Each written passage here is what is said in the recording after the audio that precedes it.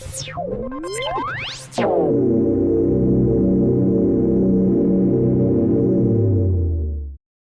everyone. Thank you so much for joining us this afternoon for something that's so incredibly important. Finding Your Heart, 7 Ways to Reclaim Your Love of Teaching. My name is Dawn, and I'll be taking you through the webinar this afternoon. And with me is really, truly the heart of the webinar, the behind-the-scene expert, Robin. Hey there, Robin. Hi, guys. Excellent. Robin is there. If you run into any tech issues or have any questions, feel free to send her a message in the question or chat box there in the webinar panel. All of the resources and strategies I'm going to share this evening are found in that document, which is also in the chat box as well. So feel free to take a look at that as we go through today's topic. Today's webinar is brought to you by Blue Apple Projects. These projects are truly, truly at the heart, and they engage your students, they teach the content, all while making the world a better place. And because you are watching this webinar, whether in person or the recording, you can save 10% on your next Blue Apple project using the coupon code webinar at blueappleteacher.org. So before we jump into today's content, Robin's going to set up a poll here. I'd like to find out who is with us today. So what grade level do you teach? Just take a few seconds to answer that, and then Robin's going to share those results there. I'll give him a few seconds to do that, Robin, then we'll close that up. All right.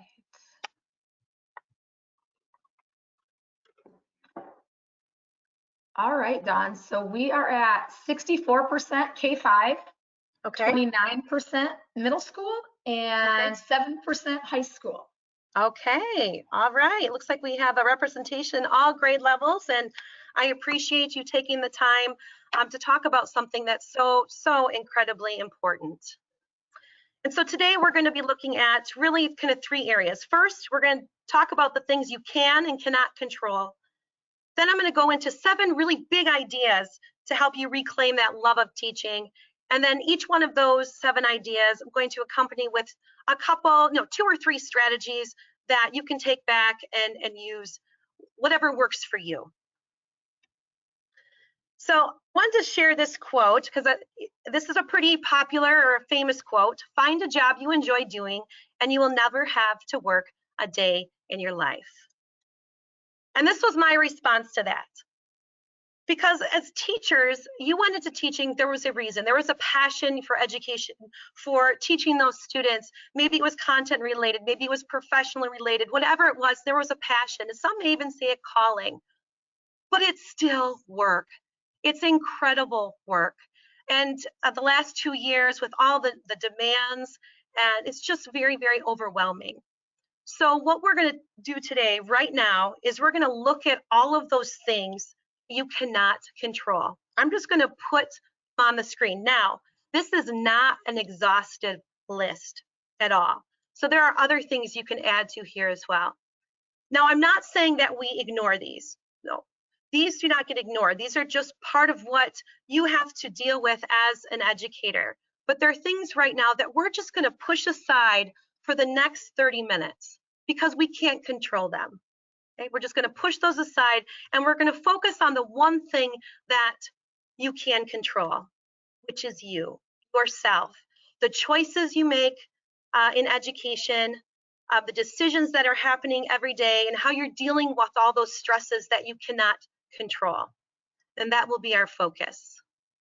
So before we dive into those 7 big ideas, I want to share with you just some somewhat recent research from a world-renowned family therapy expert, Chloe Madonis. She has identified 6 universal emotional needs that all humans kind of strive for.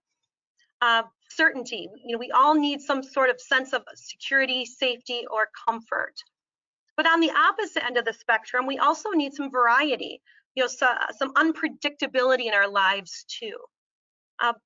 The striving for significance, that need to feel important, valued, and wanted.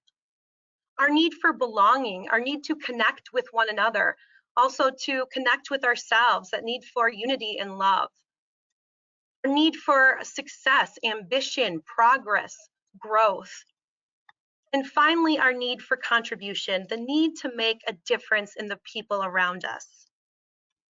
Of those 6 needs, I really want to focus on these 3. And the reason why I want to focus on these 3 in particular is because Madonna has identified these as the 3 to focus on for fulfillment. They really encompass all of the other emotional needs. And each of the 7 ideas or considerations I want to share with you are connected to at least one or more of these 3 emotional needs. So let's dive into that. 7 ways to reclaim your love of teaching with strategies to work for you. The first is give yourself grace. Now, I know you've heard this a lot over the last couple of years about yourself and your students, but self-compassion is so incredibly important. We need to treat ourselves with the same kindness and compassion we do a good friend. And there are a couple of ways I wanted to share to really exercise and practice self-compassion. One is what's called a grace journal. And journaling is an incredible strategy to do when you're dealing with any type of emotion or feeling. But what you do in a grace journal is just you record that incident or where you feel inadequate or frustrated with yourself, you're upset with yourself, write it down.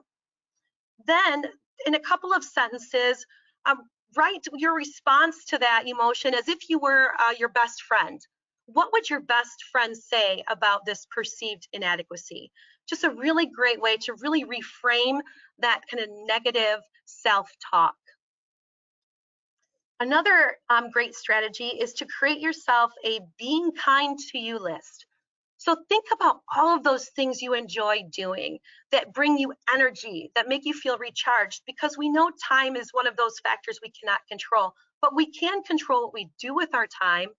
We can control our energy level.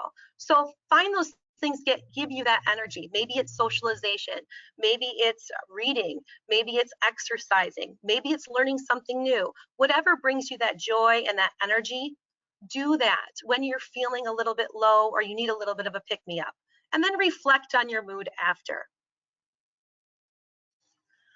Another great way to help us kind of reclaim our love of teaching is to exude kindness. Now, we as teachers, you are always making an impact on your students and bringing that kindness into the classroom.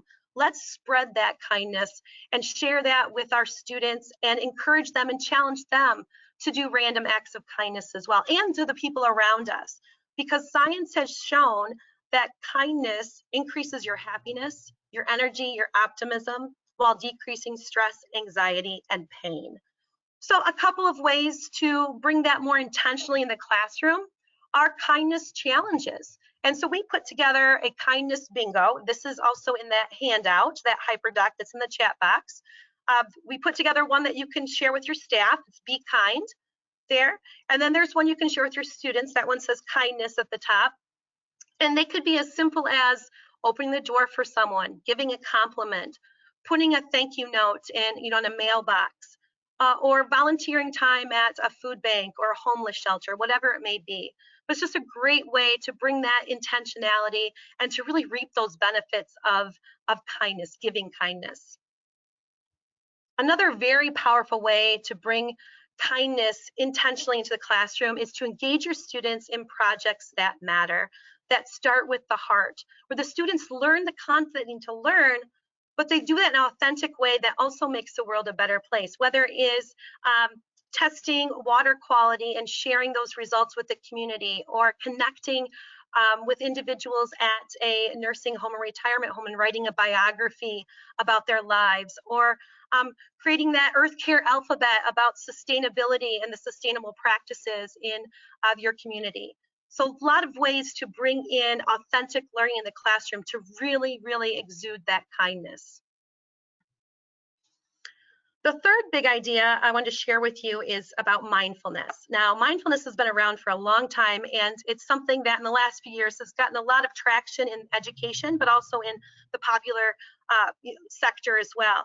And really, it's a very great way to refocus and bring yourself into the present. And forgetting about or rehashing the past and not trying to imagine the future, but really grounding yourself in the present. So there are multiple strategies and ways to do that. And I want to share a few of my favorite ones that are very easy to implement. Anytime you're feeling a little bit overwhelmed, you need to take a few moments to really ground yourself. One of my favorite breathing strategies, because mindfulness is really about that intentionality of the breath too, and that mind-body connection, is this 4-square breathing. So if you're feeling a little overwhelmed, or maybe you want to help kind of clear things and relax before bed, this strategy is a great one to do. Just breathe in for 4 seconds, hold for 4 seconds, breathe out for 4 seconds, hold for 4 seconds. A really quick and easy way to practice mindfulness. Another great mindfulness strategy is this senses grounding, 5, 4, 3, 2, 1. So just take a moment and identify what are 5 things you see around you, 4 things that you hear, identify them, 3 things that you touch, 2 things you can smell, and then 1 thing you can taste if that's possible. Mindful walking is another great way to bring in a mindfulness practice. You can either just intentionally do mindful walking, or if you're out for a walk, just, you know what, maybe I want to do a little mindfulness right now. And that's just, again, that mind-body connection. What does it feel like when your feet hit the ground? What do your legs feel like, you know, with that whole connection, that sensation? If your mind tends to wander, it's okay. Just try to bring it back gently and then keep going.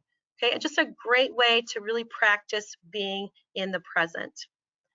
And there are a multitude of mindfulness apps out there that if it's something you're interested in, some of them are free, some of you might need a subscription for, but in that hyperdoc, I included a link to an article that lists some of the best, you know, recommended apps for mindfulness as well. Another thing to consider when you're looking at when you're looking at reclaiming your love of teaching, is to reframe the negative. There is so much negative around. And so how can we turn that into something that's a little bit more constructive or productive? And one simple way to do that is to steer clear, stay away from those toxic complainers. So you know those people that you're around, you know, maybe at school or in your personal life, that all they do is complain, right? Complaining is okay, but if you're doing it excessively without any sort of solution, then it just becomes emotionally draining. So keeping yourself away from those types of individuals is a great way to really reframe that negative. Another simple way to reframe the negative is just a quick change of some words. So replacing the coulds and shoulds. You know, you're thinking about maybe a lesson, it's like, oh man, that lesson just was not what I wanted it to be. I could have, or I should have. Where those are great to reflect on, but maybe just replace the could have and should have with, okay, what did I learn? Could I control it? If I could control that, then use the frame, next time I will. Okay, so just that replacing the word to reframe that negative. And then as teachers, I know it's so difficult for teachers to say no to things. So what about reframing that to make that saying no a little bit more positive? So next time you're asked to do something, you know you can't do it, you just can't commit to it. Instead of saying no, just say, I can't say yes at this time, or thanks for thinking of me, but I'm just not able to commit. Let me know if that opportunity comes again, and I'll see if I'm able to do it then. So just kind of reframing that, that negative there. The next strategy here is to avoid toxic positivity. Now, this is kind of on the other end of the spectrum. So we're trying to reframe the negative to something more productive, but you can go too far in that positive.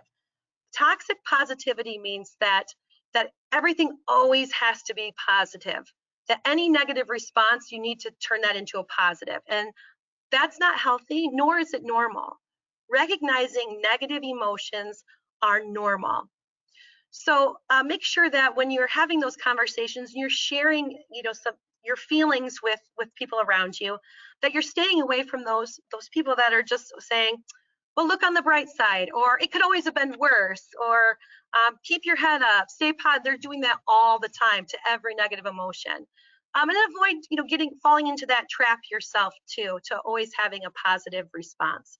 So a great strategy when you do have those kind of negative self-talks, you just can't seem to move from it, is to reframe that and restructure it in a way to give it more of a positive counterpart, acknowledging it, but making it more of a productive statement. And that's really what my next strategy is. And that's kind of what we call a reframing journal. So if you have this negative thought that you're just not able to move past, an idea is to write it down and really understand what is its distress level from on a 0 to 10 scale. If it's in the 7, 8, 9, 10, like I can't move past it, this is all I think about, then you want to start to challenge that thought and replace it with a positive counterpart. So here's an example, and I'm just going to share the one there in the middle. I know I felt this way before. I am so overwhelmed. I have too much on my plate, and my teaching is suffering. I'm just not able to do a good job because I'm so overwhelmed. And a positive counterpart example would be, well, I have the choice to make a change. There's only so much I can do in a day. Let's make what I do matter. So just taking that negative self-talk and turning it more into a positive, but also productive statement. All right, so I was going to take a quick poll break right now and find out which of these ideas or strategies do you find helpful, might consider doing as part of your practice, giving yourself grace, exuding kindness, trying those kindness challenges and projects that matter, practicing more mindfulness, breathing, that mind-body connection, and reframing that negative. So Robin will give them just a few seconds to make those choices, and you can select more than one as well. And then Robin's going to share those results. All right, give it a couple more seconds.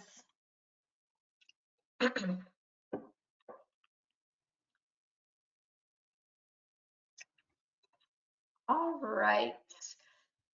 So it looks like all of these ideas and strategies are definitely going to be helpful. Reframe the negative and practice mindfulness are both at 47%. Exude kindness at 41%, and give yourself grace at 35%. Okay, great.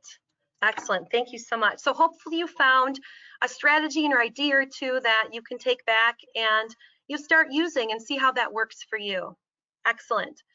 All right, so that was 4 of them. So we have 3 more to go over. And so number 5, this is about that growth piece of that universal emotional need for growth and progress. And it's set your own goals. I think it's really easy for teachers to lose sight of their own goals, both personally and professionally, with all the day-to-day that you're dealing with. And so I just want to share with you kind of 3 ways to maybe bring that back into focus for you. And one way to do that is to choose your professional learning. What matters to you? What is it that you want to learn? Because you are the one that's going to know what you need, what you want for your professional development than anybody else. Now, granted, there is going to be professional learning that you may have to do as part of your school or district, but finding those ways to get in that professional learning that you want and be creative about it. In the HyperDoc, I've also included some resources to consider looking at some different ways to get your professional learning. There are conferences, there are camps, book studies. Twitter is a great place to look to see what other teachers are doing very quickly. You get onto those chats. Podcasts, something that you can listen to in the car or while you're doing dishes or laundry, whatever it happens to be, or doing webinars like this to get in some strategies and resources that you can bring back and use right away. PD that matters to you. If you're looking for something a little bit more intentional on goal setting, SMART goals is used in all facets of society, education and the corporate world. But if there's a particular goal or goals that you really want to work towards, write them down and write them in this structure, making sure that they're specific, they're measurable, attainable, they're relevant and timely. This is also a great strategy and tool to use with your students as well for their goal setting. And it's a great thing just to reflect upon and look at and see how you're progressing towards your goal. And then finally, this is a strategy, I call it the big three, but you know you have way more on your plate every single day than what you can ever accomplish, right? And you don't want to be completely burned out when you get home. So you realize that some things are going to have to give. So one thing to think about is ask yourself this question: what are the 3 tasks that significantly contribute to the progress of achieving my goals? What are those big 3 things that I need to get done? And maybe it's the big 3 of the day, maybe it's the big 3 of the week, or big 3 of the month, whatever it is, but just helping you kind of narrow in, prioritize, and focus on what's most important to you. Our 6th consideration for reclaiming your love of teaching is to celebrate your successes, your contributions. And I know teachers are incredibly great at celebrating the successes of their students, but when it comes to celebrating your own success, maybe you're a little bit more quiet. So let's celebrate the amazing things that you are doing in your classroom. And one way to do that through what I call this feel-good folder. And you know all those notes and letters and all those really good things that you've gotten from your students over the years. And maybe you have a folder already, or maybe you're newer to teaching and you don't have a folder. I encourage you to make one. Keep that and look at it whenever you need a pick-me-up. It's great to look at all of those letters and notes and things that your students or maybe colleagues have given to you over the years. I can tell you, I just looked at mine today, and one of them actually brought a little tear to my eye. It's just, it helps remind you why you do what you do. So the more that you can look into that, the better. If you're looking for something that's a little bit more intentional or right there, if you have this right at your desk or maybe at home on your nightstand, is a success jar. I love doing like gratitude jars and success jars, but thinking about writing down your successes on slips of paper, maybe something you just reflect on every day. Maybe that's one of your goals. It's like, I want to identify one success every day, write it down, and put it in your success jar. And then pull it out of the jar from time to time to remind yourself of truly how awesome you are. And this doesn't have to be these major accomplishments. We're talking about day-to-day things that you've done some awesome things during the day. Recognize it, put it in the jar, and reflect on it. And speaking of sharing your awesome, teachers want to hear from teachers. They want to hear what you are doing in your classrooms. And so you can share your awesome through social media. Now, if that's not your thing, consider sharing at conferences. We have a conference this summer, Science on the Grand, and we're looking for awesome teachers to share their awesome work. So if that's something you're considering doing, I have that link in the hyperdoc as well. And a lot of times, like in our conference, if you are presenters, you also get that registration possibly for free. And so it's a win-win. You get that PD you want, and you get to share your awesome at the same time. And finally, the last big idea or consideration I wanted to share with you, it's actually 2 in 1 because it's so important. It's all about you, being your authentic self, and remembering to have fun. Remembering to have fun. So you want to hone in on what makes you a passionate teacher. What is it that brought you into education? What is it that fires you up when you're in front of those students? Is it the content? Is it, like for me, it was space. I loved everything about space, so I tried to bring that in as much as possible. Is it something personal? Is it a hobby or an activity? Maybe you're into music or art. Is that way you can bring that into your lessons as well? Or is it something that's about the profession, about education itself that you can tap into? But making sure you are true to you, because when you try to be someone you're not, well, number one, it's exhausting. And number two, your students can see right through that. So being that authentic teacher and doing what makes you I'm passionate. And you know, you've all had those lessons where you, after that, you're like, that I was on my game. That was awesome. I was having fun. The students were having fun, all engaged. Think about those lessons. What was it about those lessons that made it feel like that? And take those characteristics or those commonalities that you're finding and put them into your other lessons to bring that passion and that fire into your lessons, into your classroom. And then the whole have fun piece. I know sometimes with all these stressors and all those things you can't control, it's really hard to scrape away and remember to laugh and have fun. So if it's within your comfort zone, or maybe push yourself out a little bit if you're feeling like that's something you want to do, dress up. You'll be silly, bring in props, maybe have different hats for different activities throughout the day. And your students will love it. If you're having fun and you're excited and enthused, they will be as well. And nothing brings out the kid more and the fun than a great competitive game. So dusting off those old games, we have all those kind of review games or those types of games you play. Maybe spice it up, put in some new ones. In the HyperDoc, I've included links to some classroom templates you can take and turn your classroom into a game show if you'd like. So again, some resources to share just to up that fun factor in the classroom. And I just want this quote that's on the screen here. Humor can foster learning by building an emotional connection that strengthens memory and therefore can help you understand and retain information. So trying to bring in that humor. So my last strategy here is to laugh more. Find those opportunities to laugh. And my daughter's teacher last year, she did what was she called commercial breaks.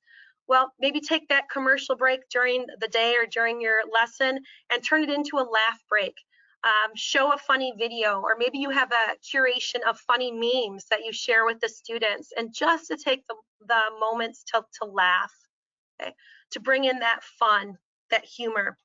Another great idea, and something that I need to start doing, I'm always telling myself, I wish I remembered what my daughter or that student said that was so funny, is to keep this laugh journal.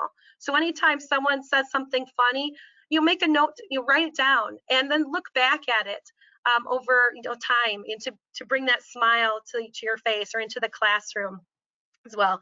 One thing that we do here at the Van Handel Institute is we have a quote book, and every so often, when someone says something funny, we'll jot it down, and about every few months we'll refer back to it, and we'll even play games where we'll try to guess who said what. And it's really fun, and it's a great way to bring in that humor and that laughter and that fun into the classroom. These are a few memes that I found I thought might resonate here, that might put a smile on your face this evening as well. So I'll just go through those. There's nothing we can't do if we work hard, never sleep, and shirk all of our other responsibilities in our lives. What if Michael Jordan had quit? Then we wouldn't have Space Jam, and I love Space Jam, kid president there. And then I really like that one too, because who doesn't love animals and memes? So hopefully that maybe put a smile on your face and maybe giving you some ideas to bring in that fun and that laughter into the classroom. So we're going to do our last poll here. Which of these ideas and strategies did you find most helpful? I'll give you a few seconds there. Robin's going to set that up. Setting your goals, celebrating your successes, be you, and have fun. And remember, all of this is in that HyperDoc along with other resources and links as well. All right, Donna, give it a couple more seconds. Excellent. All right. All right, so be you and have fun at the top at 73%. Oh, Yes. Sorry. Set your goals at 27%, and then celebrate your successes at 18%. Okay, excellent, great. Yes, bringing that fun and laughter into the classroom is so incredibly important. So hopefully you found a few ideas there. And again, check out that HyperDoc for more links and ideas to do that.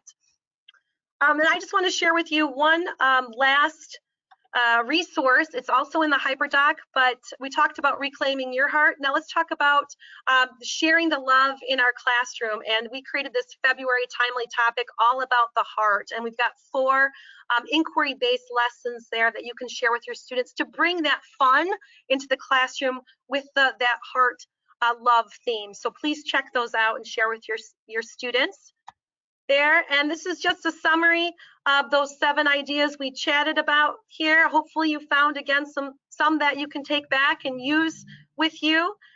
And I just found out today this is Love Teaching Week. So if you're on Twitter, if you go hashtag Love Teaching Week, you'll see all these different stories of, from teachers and videos on why they love teaching. So a great place to find some inspiration there. And then also the website, weloveteaching.org. If you enjoyed what you heard, you like what you heard, please share us out to your administrators, your colleagues. We'd love to keep that conversation going. And would love to have you next webinar, which is exactly a month from today, finding time when you're stretched too thin. My colleague Ben is going to share some amazing tips on that particular topic. So hope to see you then. And then finally, thank you for everything you do every day for your students and your school. Once this closes, there's going to be a survey that pops up. If you would take a minute or 2 to fill that out, you will be entered to win one of those Blue Apple project-based learning units. We will pick 3 winners, and those will be announced on Friday, or this Friday, February 18th. So again, thank you so much. Thank you for your time, and hope you have a wonderful end to your week. Bye, everyone.